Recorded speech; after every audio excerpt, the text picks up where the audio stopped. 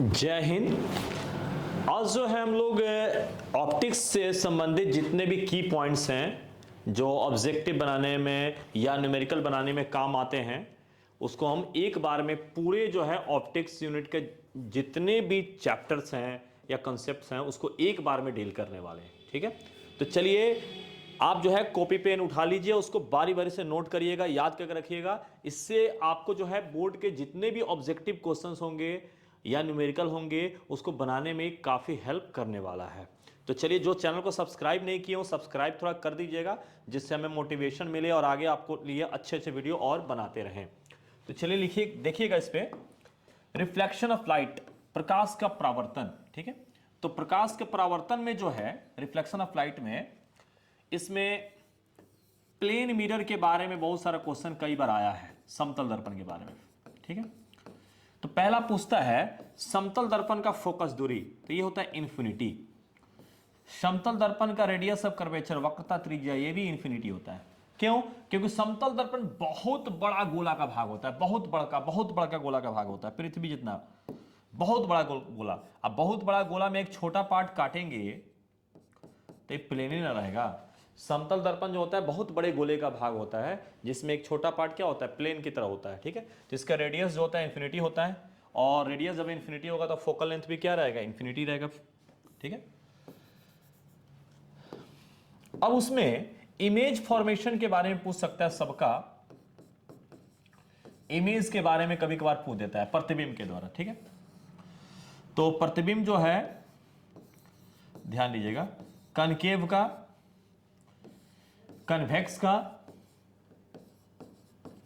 और प्लेन का, और ज्यादा वर्चुअल इमेज के बारे में पूछता है। ठीक है, कनकेव जो है वर्चुअल इमेज बनाएगा, वर्चुअल इमेज तो बनाएगा लेकिन ये बड़ा बनाएगा, लार्ज बनाएगा, मतलब काल्पनिक प्रतिबिंब तो बनाता है लेकिन वस्तु से बड़ा बनाता है। कन्वेक्स, कन्वेक्स की जगह पे यहां पे प्लेन लिख दीजिए, ज्यादा अच्छा रहेगा। प्लेन, प्लेन मिरर जो है वर्चुअल इमेज यानी काल्पनिक प्रतिबिंब तो बनाएगा लेकिन वस्तु के जो है सेम साइज के बनाएगा, समान आकार का बनाएगा। ठीक है, अब जो होता है कन्वेक्स यानी उत्तल दर्पण। ठीक है, यह भी वर्चुअल इमेज तो बनाएगा, काल्पनिक प्रतिबिंब तो बनाएगा लेकिन छोटा बनाएगा, स्मॉल बनाएगा। ठीक है, तो अवतल दर्पण, समतल दर्पण और उत्तल दर्पण यानी कनकेव, प्लेन और कन्वेक्स तीनों काल्पनिक प्रतिबिंब बनाते हैं। ये ऑब्जेक्ट से, वस्तु से बड़ा बनाएगा, और ये ऑब्जेक्ट के सेम साइज बनाएगा, समान आकार का बनाएगा, और ये ऑब्जेक्ट से छोटा बनाएगा, मतलब वस्तु से छोटा बनाएगा। ठीक है, नेक्स्ट, रिफ्रैक्शन ऑफ लाइट, प्रकाश का अपवर्तन। तो इसमें सबसे मेन होता है स्नेल्स लॉ। ध्यान दीजिएगा, स्नेल का नियम क्या कहता है इसमें? स्नेल का नियम होता है sine i by sine r बराबर mu two by mu one बराबर v one by v two बराबर lambda one by lambda two. ठीक है, इसमें म्यू वन म्यू टू क्या है, रिफ्रैक्टिव इंडेक्स है, वी वन वी टू क्या है, स्पीड है, और लेमडा वन लेमडा टू क्या है, वेवलेंथ है। अब देखिएगा, जब रिफ्रैक्शन होता है, अपवर्तन होता है, तो कौन सी क्वांटिटी नहीं बदलती है? तो फ्रीक्वेंसी एक ऐसा क्वांटिटी है, यानी आवृत्ति एक ऐसा क्वांटिटी है, राशि है, जो आपके रिफ्रैक्शन या रिफ्लेक्शन दोनों में नहीं बदलता है, जो रिफ्रैक्शन में, अपवर्तन में चेंज नहीं करता है। यानी कौन सी राशि जो अपवर्तन में चेंज नहीं करता है, डज नॉट चेंज, नहीं बदलता है, वो कौन सी राशि है? मतलब जब प्रकाश एक माध्यम से दूसरे माध्यम में जाता है तो कौन सी राशि नहीं बदलती है? तो आवृत्ति आपकी नहीं बदलेगी दूसरे माध्यम में जाने पर। सी पर, अब ये कोई कांच है, ग्लास है, और कोई प्रकाश का जो लाइट है एयर से लेकर ये ग्लास में इंटर करता है, एयर से आकर ग्लास में इंटर करता है, तो वो जो है इंटर करता है तो उसका वेवलेंथ क्या होता है, घट जाता है। मान लीजिए इसका हवा में वेवलेंथ लेमडा है, और इसमें लेमडा डैश हो गया फिर, ठीक है। तो हवा वाला ज्यादा होगा, लेमडा डैश क्या हो जाएगा, कम हो जाएगा। यानी कहने का मतलब कोई प्रकाश किरण हवा से लेकर किसी कांच में प्रवेश करेगा तो उसका वेवलेंथ क्या हो जाएगा, घट जाएगा। यानी कहने का मतलब है अपने से डेंसर मीडियम में जाएगा, सघन माध्यम में जाएगा तो लेमडा जो है घटेगा, डिक्रीजेस। अपने से डेंसर मीडियम में जाएगा तो वेवलेंथ क्या होगा, घटेगा, डिक्रीजेस हो जाएगा, डिक्रीजेस। और अपने से रेयर मीडियम में जाएगा, विरल माध्यम में जाएगा तो लैम्डा जो होगा इंक्रीजेस हो जाएगा, बढ़ जाएगा। तो ध्यान लीजिएगा, ये हवा से कांच में जा रहा है, शीशा टाइप का होता है ना, तो हवा में, हवा की अपेक्षा ये डेंसर मीडियम है, सघन माध्यम है, इसलिए इसका वेवलेंथ घटा है। अब ये कांच से बाहर जाता तो वेवलेंथ बढ़ जाता है, ठीक है ना। तो सघन माध्यम में जाएगा तो वेवलेंथ क्या होगा, घटेगा। तो हवा से कांच में जाएगा तो वेवलेंथ घट जाएगा, और पानी से हवा में जाएगा तो वेवलेंथ बढ़ जाएगा। विरल माध्यम में जाएगा ना, रेयर में, तो उसका वेवलेंथ बढ़ेगा फिर, और डेंसर में जाएगा तो वेवलेंथ घटेगा। तीसरा में क्रिटिकल एंगल, क्रांति कोण। सबसे पहले इसका फॉर्मूला IC बराबर हो जाता है साइन इनवर्स 1/μ, ठीक है। म्यू जो है रिफ्रैक्टिव इंडेक्स है, IC इसमें क्रिटिकल एंगल है, क्रांति कोण है। तो कुछ चीजों का क्रांति कोण याद रखना जरूरी है, जैसे डायमंड का 24 डिग्री लगभग, ग्लास का, कांच का 41-42 डिग्री होता है। यहाँ 42 डिग्री लिख दे रहे हैं, किसी में 41 आता है, किसी में 40 भी आता है, लगभग में 42 डिग्री लिखे हुए हैं, ठीक है। वाटर का, ये भी जल का लगभग 49 डिग्री के आसपास, ठीक है। तो हीरे का क्रांति कोण 24 डिग्री के आसपास, ग्लास का लगभग कितना हो जाएगा, 42 डिग्री, और वाटर का लगभग 49 डिग्री टोटल। अभी क्रिटिकल एंगल होता क्या है, थोड़ा सा इसको भी समझ लेते हैं। क्रिटिकल एंगल जो है एक प्रकार का आपतन कोण है, एंगल ऑफ इंसिडेंस है, ठीक है। तो यहां पर आपतन कोण हो गया, क्रिटिकल एंगल एक आपतन कोण है, एंगल ऑफ इंसिडेंस है, आपतन कोण हो गया। लेकिन इसके लिए खास बात यह है कि इसके लिए अपवर्तन कोण का जो मान होता है रिफ्रैक्शन एंगल का, वो 90 डिग्री हो जाता है, ठीक है। चलिए टोटल इंटरनल रिफ्लेक्शन पर देखते हैं, ठीक है। अब क्या करते हैं, ये इंसिडेंट एंगल इससे ज्यादा बढ़ाएंगे, इससे ज्यादा बढ़ाएंगे ना तो वापस लौट जाएगा, ठीक है। तो यहां पर आई का वैल्यू क्रिटिकल एंगल से ज्यादा दे देंगे तो पूरा का पूरा लाइट उसी मीडियम लौट के आ जाएगा। इसी को पूर्ण आंतरिक परावर्तन कहते हैं, ठीक है। पूरा आंतरिक परावर्तन यानी क्रिटिकल एंगल से ज्यादा एंगल होगा तभी आपका जो है टोटल इंटरनल रिफ्लेक्शन होगा, पूर्ण आंतरिक परावर्तन होगा। इसका कंडीशन क्या होना चाहिए, पहला में ये जो होना चाहिए डेंसर मीडियम होना चाहिए, सघन माध्यम होना चाहिए, और ऊपर जो होना चाहिए रेयर मीडियम होना चाहिए, विरल माध्यम होना चाहिए। रे जो जाना चाहिए किधर से किधर जाना चाहिए, पहला कंडीशन डेंसर टू रेयर की ओर जाना चाहिए, सघन से विरल की ओर जाना चाहिए, तबे ना मुड़ के भागेगा ना। ये रे डेंसर से रेयर की ओर जाना चाहिए तबे वो मुड़ के नीचे आएगा। और आई आपतन कोण जो होना चाहिए क्रिटिकल एंगल से क्या होना चाहिए, ज्यादा होना चाहिए, ठीक है। इस पॉइंट को आप नोट, इस पे आप नोट कर सकते हैं इस चीजों को, ठीक है, इस चीजों को नोट कर सकते हैं। अब इस पे कुछ घटनाएं जो है पूर्णांतिक परावर्तन पर जो है, अब इस चीज को डील कर सकते हैं। कुछ घटनाएं भी हैं या कुछ डिवाइस भी है जो पूर्णांतिक परावर्तन पे काम करता है, उस पे देख लीजिएगा। पहला में ऑप्टिकल फाइबर, प्रकाशीय तंतु है जो पूर्णांतिक परावर्तन पे काम करता है। पूर्णांतिक परावर्तन पे काम करने वाली चीजों के बारे में लिख रहे हैं। प्रकाशीय तंतु, ऑप्टिकल फाइबर, ऑप्टिकल फाइबर जो है पूर्णांतिक परावर्तन पे काम करता है, ठीक है। एयर बबल इन वाटर, हवा में पानी का बुलबुला जो चमकता है वो पूर्णांतिक परावर्तन के कारण ही चमकता है, टोटल इंटरफ्लेक्शन के कारण ही चमकता है, ठीक है। सी में मिरेज जो होता है ये भी पूर्णांतिक परावर्तन के कारण ही जो है दिखाई देता है, ठीक है। या डायमंड भी है, डायमंड भी जो है चमकता है, वो भी पूर्णांतिक परावर्तन के कारण चमकता है, ठीक है। तो ये ऑप्टिकल फाइबर या जल में जो हवा का बुलबुला है इसी कारण चमकता हुआ नजर आता है। मिरेज भी है और डायमंड भी चमकता है, इसी कारण से चमकता है, ठीक है।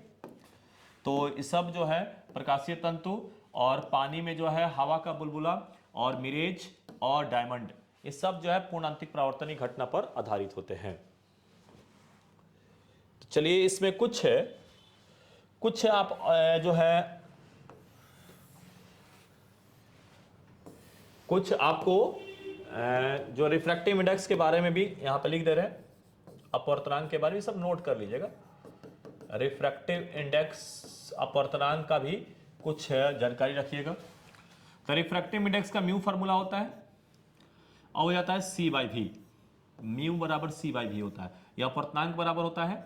और C जो होता है स्पीड ऑफ लाइट होता है वैक्यूम में, speed of light in vacuum. Vacuum मतलब निर्वात में प्रकाश की चाल, और ये हो जाएगा speed of light in medium, माध्यम में प्रकाश की चाल। तो निर्वात में प्रकाश की चाल बाई माध्यम में प्रकाश की चाल हो जाएगा, ठीक है। यहां 2 और यहां 1 ऐसे लिखा जा सकता है यहां पर। तो इसको कैसे लिखेंगे, μ2 ऊपर हो जाएगा और ये 1 है साइड में, वो नीचे आ जाएगा, ऐसे लिखा जा सकता है। ये रिलेटिव रिफ्रैक्टिव इंडेक्स है, मतलब आपेक्षिक अपवर्तनांक है, ठीक है। तो 2 ऊपर हो जाएगा और 1 वाला जो साइड में वो नीचे आ जाएगा। तो इसको ऐसे भी लिख सकते हैं, मान लीजिए इस तरह से दिया हुआ है। तो इसको कैसे सोल्व कर सकते हैं, μ2 ऊपर चला जाएगा और ये 1 नीचे आ जाएगा, ठीक है। और फिर इसमें 1 ऊपर चला जाएगा और 2 नीचे आ जाएगा। तो कैंसिल कर लेंगे, इस पे कितना हो जाएगा, 1 हो जाएगा। फिर से देख लीजिएगा, इस तरह से लिखा हुआ है तो ये जो है 2 है जो इस साइड में ऊपर रहेगा और जो 1 इस साइड में वो नीचे आ जाएगा। फिर ये 1 जो है ऊपर हो जाएगा और 2 जो इस साइड में वो नीचे आ जाएगा, कट जाएगा। इस तरह से जब कॉम्बिनेशन बनेगा तो इसका वैल्यू कितना आ जाएगा, 1 आ जाएगा। मिनिमम डेविएशन का जो है, मिनिमम जो है डेविएशन न्यूनतम विचलन के लिए 2 फार्मूला होता है, एक छोटे कोण के लिए, स्मॉल एंगल के लिए, और एक बड़े कोण के लिए, लार्ज एंगल के लिए। एक छोटे कोण के लिए, एक बड़े कोण के लिए, ठीक है। एक छोटे कोण के लिए और एक बड़े कोण के लिए। तो चलिए स्मॉल कोण के लिए क्या होगा, छोटे कोण के लिए होता है लैम्डा मिनिमम बराबर हो जाएगा μ-1 इंटू ए, ये छोटे कोण के लिए हो जाएगा, ठीक है। बड़े कोण के लिए क्या होगा, ध्यान दीजिएगा इसमें, बड़े कोण के लिए वो हो जाएगा आपको म्यू बराबर sine delta m plus a/2 by sine a/2, ठीक है।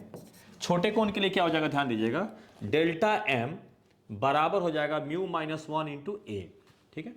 ये म्यू बराबर हो जाएगा sine delta m plus a/2 और नीचे हो जाएगा साइन a/2, ठीक है। अब दूसरा में पूछता है, ये छोटे कोण के लिए होता है, ठीक है ना, ये ज्यादा पूछता है, ठीक है ना, छोटे कोण के लिए, और ये बड़े कोण के लिए होता है। बी में जो होता है, देखिए ध्यान दीजिएगा, कहेगा प्रिज्म से गुजरने के बाद सबसे जो है ज्यादा कौन सा कलर मुड़ता है या विक्षेपण होता है, सबसे ज्यादा विक्षेपण किस कलर का होता है, वायलेट का। वायलेट का डेविएशन जो होता है मैक्सिमम डेविएशन होता है, ठीक है। और आपका जो रेड का डेविएशन होता है, रेड का विचलन जो होता है वो मिनिमम डेविएशन होता है, न्यूनतम विचलन होता है, ठीक है।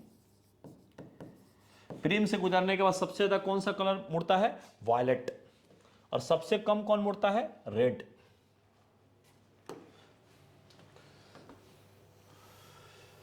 चलिए अब इस पे इसको साइड कर देते हैं। सी पर देखिएगा, एंगुलर डिस्पर्सन,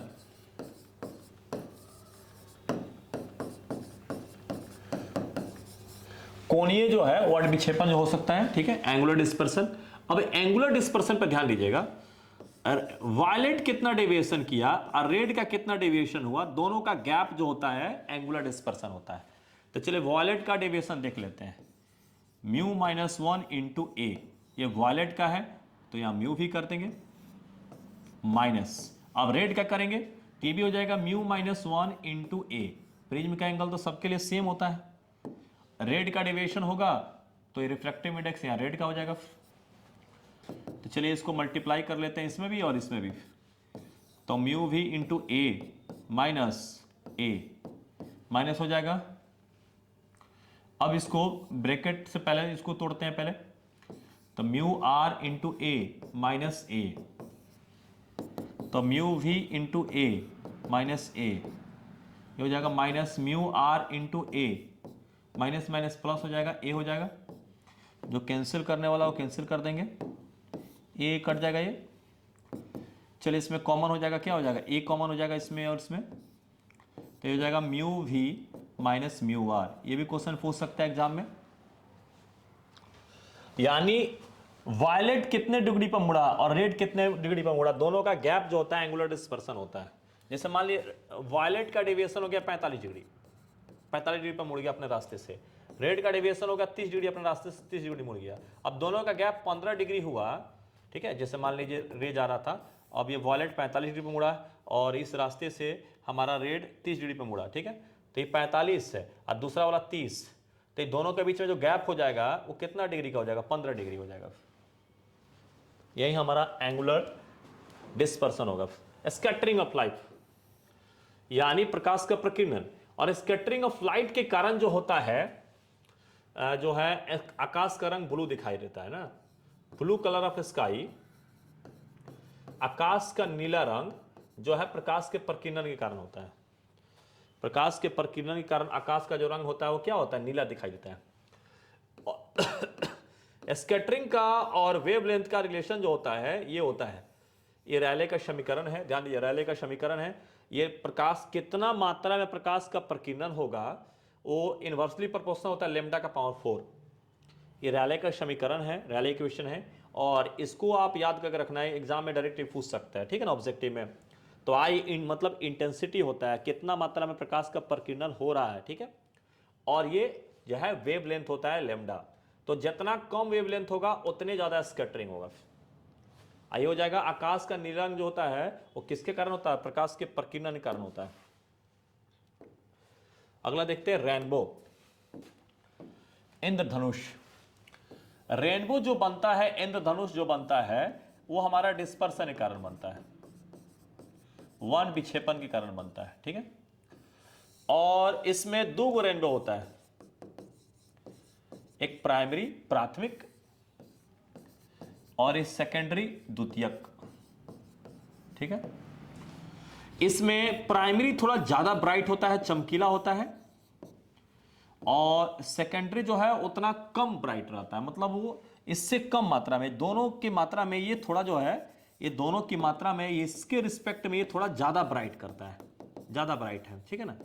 मतलब ये सेकेंडरी थोड़ा कम ब्राइट रहेगा और प्राइमरी का ब्राइटनेस क्या होगा, उससे ज्यादा होगा, ठीक है। सेकेंडरी का जो है साइज बड़ा होता है और प्राइमरी का साइज क्या होता है, छोटा होता है। कुछ बेसिक्स बात बता दे रहे हैं, इसमें ज्यादा कुछ पूछता नहीं, आज तक पूछा भी नहीं है, तो जो बेसिक्स बात बता दी, ये थोड़ा ज्यादा लाइट कर होता है। अब ऐसे दो रेनबो बनता है ना, एक के ऊपर एक, तो नीचे वाला जो होता है वो हमारा प्राइमरी होता है और ऊपर वाला क्या होता है, सेकेंडरी होता है। तो सेकेंडरी का आर्क बड़ा होगा और प्राइमरी का आर्क छोटा हो जाएगा, ठीक है। प्राइमरी जो नीचे का रहेगा थोड़ा लाइट रहेगा और जो सेकेंडरी ऊपर का रहेगा थोड़ा डिम रहेगा। तो इसको इतना, इसमें कुछ ज़्यादा नहीं है और इसमें ज़्यादा क्वेश्चन आया भी नहीं आज तक। तो चलिए देखिएगा, इसमें आगे देखते हैं फोकल लेंथ। सबसे ज़्यादा फोकल लेंथ जो होता है लेंस का, मैक्सिमम फोकल लेंथ, वो हमारा रेड के लिए होता है, और मिनिमम फोकल लेंथ इसका जो होता है वायलेट के लिए होता है। क्यों ऐसा होता है, देखिएगा, इसमें वायलेट का जो होता है मुड़ने की क्षमता ज्यादा होता है, ठीक है, तो नजदीक काट देगा, तो इसका फोकल लेंथ कम हो जाएगा। रेड के पास मुड़ने की क्षमता कम होता है, तो कम होता है तो ज्यादा दूर जाके काटेगा, तो इसके लिए फोकल लेंथ क्या हो जाएगा, ज्यादा हो जाएगा रेड के लिए। और वायलेट के लिए मुड़ने की क्षमता ज्यादा होता है, डेविएशन ज्यादा होता है, तो नजदीक काटेगा, फोकल लेंथ कम हो जाएगा। चलिए पावर, P बराबर होता है 1/f, ठीक है। अब इसका ए सर्विट निकालना होगा तो आसानी से निकाल सकते हैं, तो 1/f 1/m हो जाएगा, यानी मीटर इनवर्स, जिसको हम लोग डायोप्टर भी बोल सकते हैं, ठीक है। अब इसमें देखिएगा, हम बहुत आसानी से इस चीज को हम इसमें कभी कभी 10-20 सेंटीमीटर देख के इसका पावर भी पूछ सकता है, ठीक है। जैसे हम बोल दें कि फोकल लेंथ 20 सेंटीमीटर है, पावर बताइए, तो पावर जो होगा जब सेंटीमीटर में दिया रहा है ना, तो सीधे 100/f कर दीजिए, डायोप्टर आ जाएगा। तो फोकल लेंथ 20 सेंटीमीटर है, तो 100/20 डायोप्टर, यानी 5 डायोप्टर इसका फोकल लेंथ हो जाएगा। कितना इजीली निकल गया, ठीक है। तो ऐसे 25 सेंटीमीटर हो जाएगा, तो मान लीजिए 25 सेंटीमीटर हो गया फोकल लेंथ, तो पावर निकालना है, तो P बराबर 100/f डायोप्टर, तो 100/25 डायोप्टर, यानी 4 डायोप्टर हो जाएगा, ठीक है। तो ये भी निकाल सकते हैं हम चाहेंगे तो, इसको ये भी 25 सेंटीमीटर पे, तो किसी का भी निकाल सकते हैं शॉर्ट फॉर्म में, ठीक है। अब आते हैं लेंस मेकर फार्मूला। तो लेंस मेकर फार्मूला में होता है 1/f बराबर mu minus 1 into 1/r1 minus 1/r2। ये हमारा लेंस मेकर फार्मूला हो गया। ये जो म्यू है इसका रिफ्रैक्टिव इंडेक्स है, R1 R2 इसका क्या है, रेडियस ऑफ कर्वेचर है, वक्रता त्रिज्या है। ठीक है, अब इस पे एक दो वो है क्वेश्चन जो एक दो वो इस पे बना देते हैं जिससे और थोड़ा सा इसका कंसेप्ट क्लियर हो जाए। छोटा मोटा क्वेश्चन इस पे डील कर देते हैं। देखिएगा इस पे छोटा मोटा क्वेश्चन डील कर देते हैं। इस पे आप देखना हो तो यहाँ देख सकते हैं, इस पर थोड़ा दे रख देते हैं जिससे किसी को स्क्रीनशॉट लेना चाहे लिखना हो तो दिक्कत ना हो। चलिए इसको ऊपर कर देते हैं। Lens maker formula. अब लेंस मेकर फार्मूला में ध्यान दीजिएगा, इसमें क्वेश्चन पूछ सकता है जैसे मान ली कन्वेक्स लेंस दे दिया, कन्वेक्स लेंस दे दिया, इसका म्यू दे दिया 1.5। बहुत बार क्वेश्चन स्टार्ट का आया है। दो इस सरफेस, पहले सरफेस का भी 20 सेंटीमीटर पहले सरफेस का रेडियस और दूसरे का भी 20 सेंटीमीटर। ठीक है, दो सरफेस दिया, दोनों का 20-20 सेंटीमीटर दिया हुआ। ठीक है ना, और पहला सरफेस का भी रेडियस 20 सेंटीमीटर, दूसरे का भी 20 सेंटीमीटर, म्यू बराबर 1.5। तो पहले का दे देंगे तो R1 बोल देंगे और दूसरा का बोल देंगे R2। तो पहले का ही प्लस लेंगे तो इसमें दूसरे का क्या लेंगे, माइनस लेंगे। ठीक है ना, साइन कन्वेंशन इसको बताया भी है। अब इसको यहाँ पर बस नॉर्मल हम डील कर रहे हैं। फिर कनकेव आएगा तो साइन थोड़ा अलग आएगा। साइन कन्वेंशन जो है फिगर बना के होता है, ऐसे ये फिगर बना के ही होता है। ठीक है ना, तो यहाँ पे अभी इस चीज़ को डील नहीं करेंगे, समय थोड़ा इसमें कम रहता है। तो यहाँ पे जब जो काम है इसमें, आप जब भी कन्वेक्स आएगा नॉर्मल स्थिति में, बाई कन्वेक्स रहेगा तो पहले का प्लस और दूसरे का माइनस ले, कन्वेक्स रहेगा तो कनकेव होगा दूसरा आ जाएगा। फिर इसमें कनकेवो कन्वेक्स आएगा, कन्वेक्सो कनकेव आएगा, थोड़ा अलग अलग सिस्टम में अलग अलग आएगा। ठीक है ना, तो यहाँ पर अभी जो बेसिक्स है वही चीज़ को बता रहे हैं। कन्वेक्स आएगा, बाई कन्वेक्स आ जाएगा, कन्वेक्स की तरफ नॉर्मल कन्वेक्स में तो पहले का प्लस और दूसरे का माइनस, कनकेव आएगा दूसरा साइन आएगा, सेम नहीं रहेगा। तो चलिए 1/f बराबर mu minus 1/r1 minus 1/r2। अब इसको बहुत बेसिक से इस चीज़ को साइन कन्वेंशन बताए हैं, यहाँ पर बस अभी शॉर्ट में बताने कम समय रहता है। यहाँ पर म्यू माइनस 1 और 1/r1 1/20 माइनस ले लेंगे 1/20, 1.5 में से एक गया ना 1/2 हो जाएगा। इसमें 20 सेंटीमीटर इसका एलसीएम हो जाएगा, 1 माइनस माइनस प्लस हो जाएगा। चलिए 2 से 2 कैंसिल हो गया, इसको सीधा करते हैं तो f बराबर हो जाएगा, इसको भी सीधा करेंगे तो 20 सेंटीमीटर हो जाएगा। इसको पावर निकालना पड़े, पावर यदि इसको निकालना पड़े, ध्यान दीजिएगा, इसको देख लीजिएगा, इससे कर सकते हैं ना। म्यू माइनस 1.5 माइनस 1, ये 1/20, अब ये माइनस यहाँ पे है, इसका माइनस यहाँ आ गया 1/20, माइनस माइनस प्लस हो जाएगा, एलसीएम ले लेंगे 1 + 1 हो जाएगा, 2 से 2 कैंसिल हो गया। इसको सीधा किए तो इधर भी सीधा करेंगे 20 सेंटीमीटर हो जाएगा। इसमें हम चाहेंगे तो पावर भी निकाल सकते हैं। पावर देखिए कैसे निकलेगा, P बराबर हो जाएगा 100/f डायोप्टर, तो 100 हो गया, f की जगह पे कितना आ जाएगा 20 सेंटीमीटर। ठीक है, 5 डायोप्टर हो जाएगा इसमें। ठीक है, अब इसको इक्विवेलेंट फोकल लेंथ पे कैसे कर सकते हैं, 1/f बराबर हो जाएगा 1/f1 plus 1/f2 minus d/f1 f2। ठीक है, ये कब होगा, जब दो लेंस किसी डिस्टेंस पर रखा गया, मतलब पहला लेंस का f1 फोकल लेंथ हो, दूसरे का f2 फोकल लेंथ हो, और दोनों जो है d डिस्टेंस पर रखे गए हो। ठीक है, दोनों जो है d डिस्टेंस पर रखे गए हो, d डिस्टेंस पर रखे गए हो। तो इस स्थिति में जो है हमारा समतुल्य फोकल लेंथ का जो है, फोकस दूरी का जो है फॉर्मूला निकल जाएगा। चलिए एक दो क्वेश्चन इस पे भी डील कर देते हैं, एक दो क्वेश्चन इसको भी डील कर देते हैं।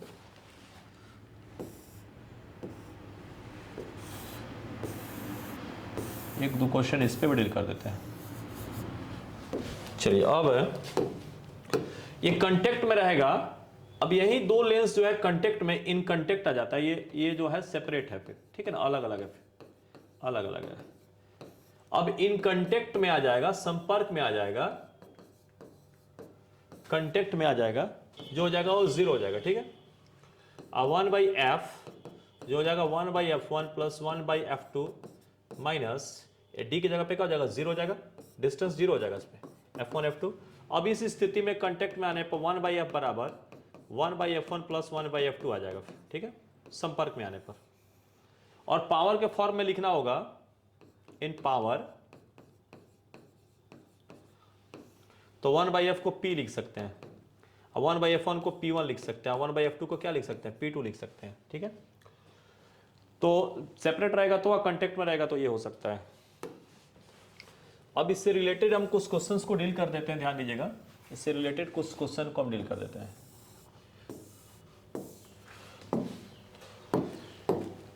अब कहेगा दो लेंस है, पहले का पावर 5 डायोप्टर, ठीक है, और दूसरे का पावर 15 डायोप्टर। अब फोकल लेंथ निकालिए, इक्विवेलेंट फोकल लेंथ निकालिए। तो पहले P इक्विवेलेंट निकालिए, तो P1 प्लस P2 कर देंगे, तो -5 डायोप्टर प्लस 15 डायोप्टर, तो हो जाएगा 10 डायोप्टर, ठीक है। अब पावर निकल गया तो फोकल लेंथ भी निकाल सकते हैं, 100/P। अब फोकल लेंथ निकालेंगे तो सेंटीमीटर में आ जाएगा फिर, तो P का वैल्यू कितना हो गया, 10 सेंटीमीटर, तो फोकल लेंथ कितना हो गया, 10 सेंटीमीटर आ जाएगा फिर। तो क्या क्वेश्चन बोलेगा, क्वेश्चन सुन लीजिए, पहले का पावर -5, दूसरे का पावर 15, दोनों को कॉम्बिनेशन संपर्क में रखेंगे तो संपर्क में आने के बाद जो समतुल्य फोकस दूरी होगी उसकी वैल्यू कितनी होगी, तो दोनों जोड़ दिए, ठीक है। तो जोड़ने के बाद कितना हो गया, 10 डायोप्टर इसका इक्विवेलेंट फोकल लेंथ हो गया। तो अब इक्विवेलेंट पावर हो गया, सॉरी, इक्विवेलेंट पावर हो गया, 10 डायोप्टर हो गया। अब इसको फोकल लेंथ में इक्विवेलेंट फोकल लेंथ निकालना है, ठीक है, तो 100/P कर सकते हैं। तो 100/P का वैल्यू कितना कर दिए, 10 कर दिए, तो ये हमारा 10 सेंटीमीटर आ सकता है, ठीक है। एक और क्वेश्चन पूछ सकता है इसमें, पहले का फोकस दूरी भी f है, दूसरे का फोकस दूरी भी f है, दोनों को दो उत्तल लेंस है, दोनों का फोकस दूरी सेम है ff, और दोनों को संपर्क में रखते हैं तो क्या समतुल्य फोकस दूरी होगी। तो चलिए 1/f इक्विवेलेंट में हो जाएगा 1/f1 प्लस 1/f2, तो f1 की जगह पर भी f और f2 की जगह पर भी f, तो f हो जाएगा 1 + 1 हो जाएगा। अब इसको सीधा करते हैं f इक्विवेलेंट, तो ये भी सीधा हो जाएगा f, और नीचे कितना आ जाएगा, 2 आ जाएगा। मतलब दो गो समान फोकल लेंथ का लेंस है और उसको संपर्क में रख देते हैं तो उसका जो है समतुल्य फोकस दूरी कितना हो जाएगा, f/2 आ जाएगा। इसका मतलब एगो ये f है और ये दूसरा भी f है, दोनों कन्वेक्स लेंस है, दोनों को संपर्क में रख देते हैं तो इसका इक्विवेलेंट फोकल लेंथ पूछा जाएगा f इक्विवेलेंट, ये हो जाएगा f/2। Cutting of lens, lens को काटा गया है, तो लेंस को दो तरीके से काट सकते हैं, ध्यान दीजिएगा। अब इसको प्रिंसिपल एक्सिस के साथ ऐसे काट देते हैं, तो प्रिंसिपल एक्सिस के साथ काटेंगे तो इस तरह से होगा, ठीक है, इस तरह से हो जाएगा, ठीक है। अब ये लेंस का फोकल लेंथ f है, तो इस तरह से काटने पर दोनों का f ही रहेगा, ठीक है। अब ये प्रिंसिपल एक्सिस के साथ काटे हुआ, अब इस तरह से लेंस को काट दिया जाए ऐसे प्रिंसिपल एक्सिस के परपेंडिकुलर, ये प्रिंसिपल एक्सिस इसी होता है उसी के साथ काट रहे हैं, और ये प्रिंसिपल एक्सिस के परपेंडिकुलर काट रहे हैं, तो लेंस ऐसे आएगा, ठीक है। इस तरफ फोकल लेंथ f है, तो इस तरह कटने के बाद इनका फोकल लेंथ डबल हो जाता है। अब यहाँ पर क्यों डबल होता है एक्सप्लेन नहीं कर पाएंगे क्योंकि इस समय इसमें इतना कम से कम 20-25 मिनट लग जाएगा इसको कैसे सोल्व करने में, ठीक है। तो यहाँ पे बस याद रखने इस चीज़ों को, क्लास में कॉपी में पूरा डिटेल में इसको कराए हुए हैं कैसे हुआ। तो ऐसे काटने पर फोकल लेंथ चेंज नहीं होता, लेकिन ऐसे काट देने पर फोकल लेंथ क्या होता है, डबल हो जाता है।